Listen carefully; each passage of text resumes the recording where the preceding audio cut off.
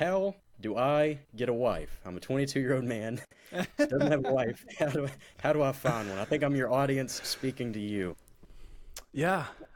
So a lot of that, I think we talked about a little bit with the principles of masculinity earlier, but a lot of it is just be humble, be aware that as a 22-year-old man, and as a 28-year-old man too, but as a 22-year-old man, you are very imperfect. You have a tremendous amount to learn, right?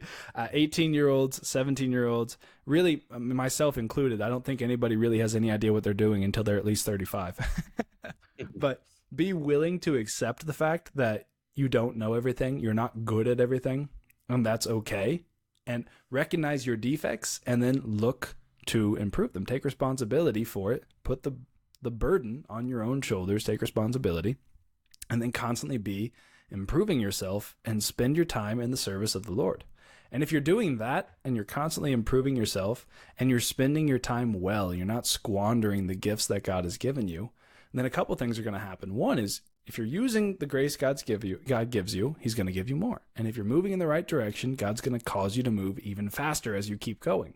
So you're going to become more and more virtuous. And what good Catholic women are looking for is a virtuous man who carries themselves well, which, by the way, the art of carrying yourself well, the art of being well spoken, the art of dressing well and making sure that you're in physical shape and all these things, those are all virtues.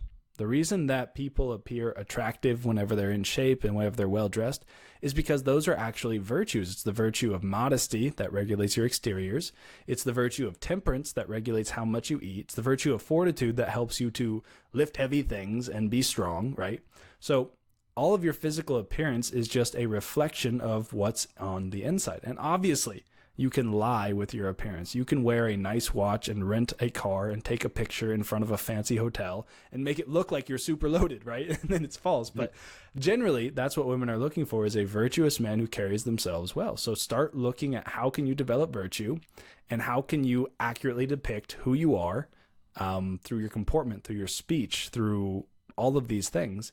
And then naturally, it just kind of falls into place. When you're ready, God will put the woman in your life that you need. And yeah, the St. Raphael novena is also something that's, if you want something super practical, you can just pray a St. Raphael novena, and then you'll know either God will send somebody into your life and be like, yes, it's time, or he won't. And you'll be like, no, it's not time. And then you can keep working on yourself. But I think the biggest threat is people have this idea sometimes that their life starts when they get married. No, Yeah. Your entire life up until the point where you're married is preparation. It's boot camp, right? It should be you getting ready to be a mother or a father, because it's hard and you're going to need all the virtue that you can possibly muster. So every single day is just an occasion to grow in grace, to grow in humility, to grow in fortitude, so that you're ready to take on a wife or a husband whenever the time comes. Yeah, and I got off pretty easy by placing myself in that example right there. Not too big of a critique on me, but I think that'll be helpful to a lot of people. That's a great answer. Like the eternal city that is Rome.